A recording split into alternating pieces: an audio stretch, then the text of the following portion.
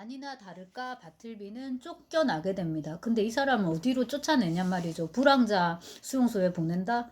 아무데도 불황하지 않아가지고 오히려 문재인 이제 이 사람을. 근데 이제 그렇게 건물에 계속 앉아갖고 있으니까는 결국에는 툼주 감옥에 이송이 됩니다. 근데 이송될 때조차도 그 특유의 창백하고 무감한 방식으로 묵묵히 따랐다라고 이제 그렇게 하죠.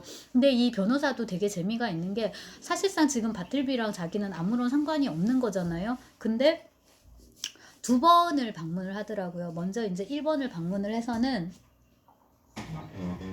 바틀비와 이제 대화를 나눕니다. 근데 어떤 대화를 나누냐면 이 부분 너무 재밌어가지고 바틀비, 당신이 누군지 압니다. 하지만 당신한테 하고 싶은 말이 없습니다. 바틀비, 자네를 이곳에 집어넣은 것은 내가 아니야. 의심하는 듯한 그의 말에 나는 마음이 몹시 아파서 말했다. 그리고 자네한테는 이곳이 그렇게 지독한 장소는 아닐 거야. 여기 있다고 해서 어떤 수치스러운 전력이 붙는 건 아니야. 그리고 보라고, 이곳이 흔히 생각하듯 그렇게 슬픈 장소도 아니야. 보라고, 저기에 하늘도 있지, 여기에 풀도 있지.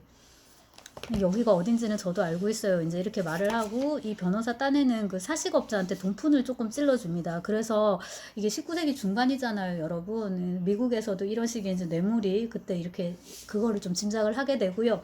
좀 더 핵심적인 부분이 이제 이건데, 바틀비 이것을 봐, 여기 나쁜 곳 아니야, 이거 있죠. 여기 풀도 있고 하늘도 있고. 이제 저는 이게 조금 과장하면은, 야, 유방암 갖고 사람 안 죽어, 췌장암으로 바로 죽는 사람도 있는데 너 유방암인 거 너 감사하게 생각해야 돼, 이렇게. 사실 이게 할 소리는 아니잖아요. 지금 암 선고 받은 사람한테 약간은 이제 그런 식으로 보여가지고 이것도 좀 격하게, 이것도 좀 코믹한 대목이 있는 것 같고. 두 번째로 이제 방문을 했을 때, 여러분, 그 전에 이제 이게 첫 번째 방문에 나오는 대사네요. 이게 처음에 이제 방문을 하고 이제 그 사식업자인가요? 사식업자하고 이제 대화를 나누는 장면인데, 사식업자가 자기는 바틀비 보고서 위조 집회범인 줄 알았다고.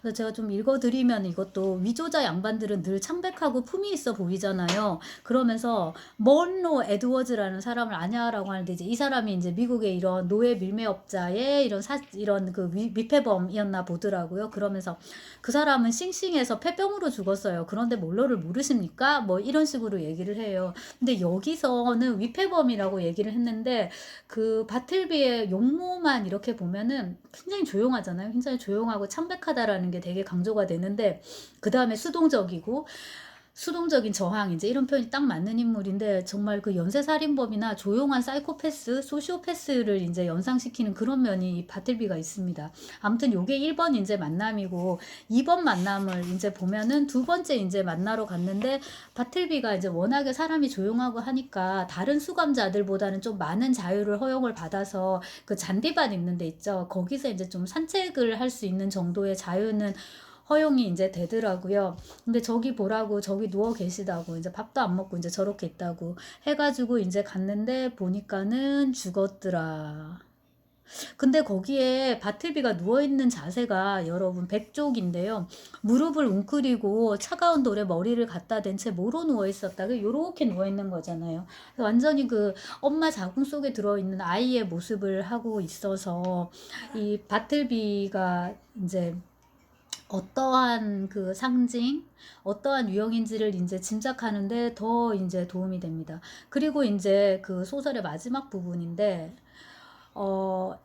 여러분, 이 소설이 단편치고 꽤 깁니다. 꽤 긴데 지금까지 여러분 인지하셨는지 모르겠는데 줄을 하나도 나누지 않았어요.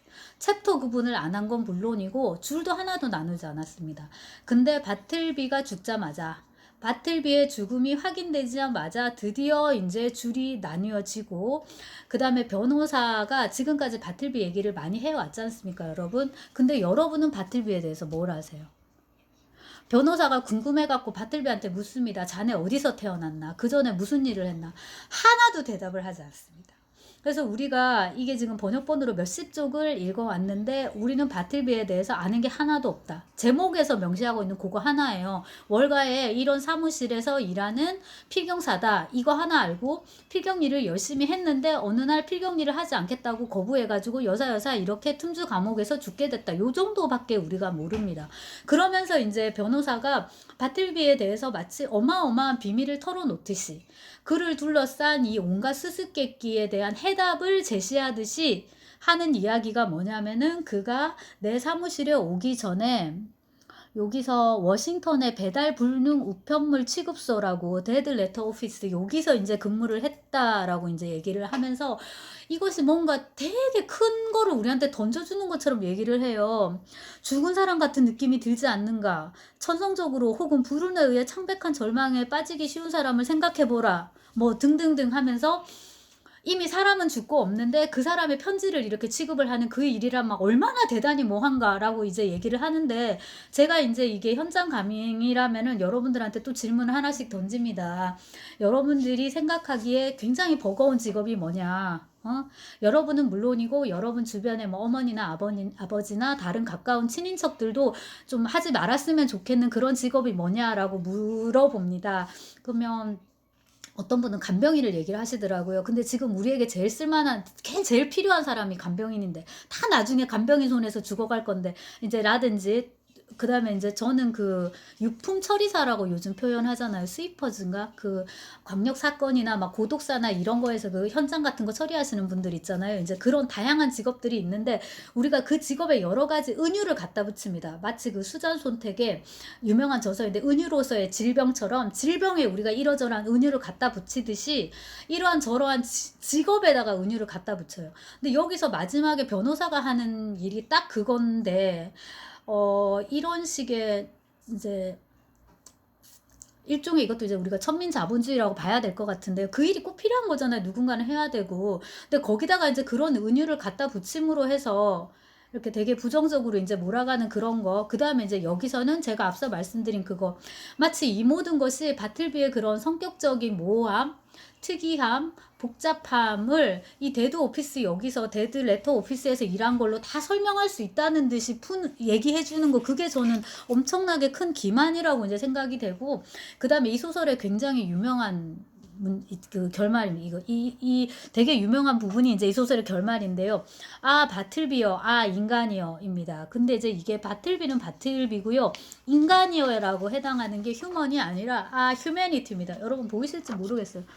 자, 보이시죠? 네. 그래서 이렇게 집합명사를 써가지고, 아, 바틀비어, 아, 인간이요. 그래서 다시 A Story of Wall Street, 그 다음에 바틀비 스크리브너, 월스트리트에서 일하는 필경사 바틀비의 한 이야기, 어느 이야기, 한 이야기, 이게 이제 보편성, 전연성을 띠고, 그 다음에 이제 바틀비도 어떤 인간 보편의 대명사로서 이제 제시됐다. 이렇게 우리가 볼 수 있는데, 과연 바틀비는 무엇인가라는 무릎을 다시 한번 던져볼 수 있을 것 같습니다.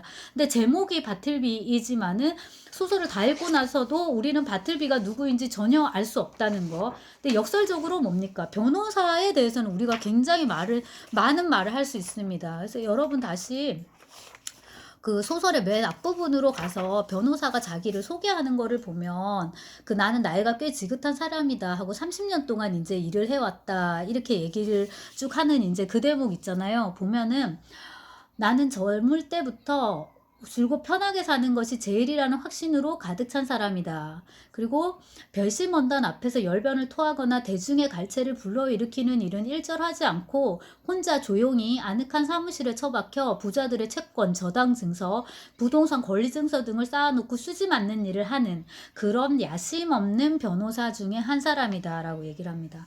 그래서 아 이거구나. 바로 이 변호사야말로 여러분 I would prefer not to 하기 싫은 일은 절대 할 수 없는 사람인 거예요. 꼭 자기가 하고 싶은 일을 자기가 하고 싶은 일의 순간에만 하는 사람입니다. 하지만 아까 말씀드렸듯이 월가에서 이 벽의 거리에서 살아남으려면은 요만큼의 타협은 해야 되는 거예요. 이 사람은 그만큼의 타협을 했고 하지만 바틀비는 뭡니까? 그만큼의 타협을 할 수 없었던 거죠.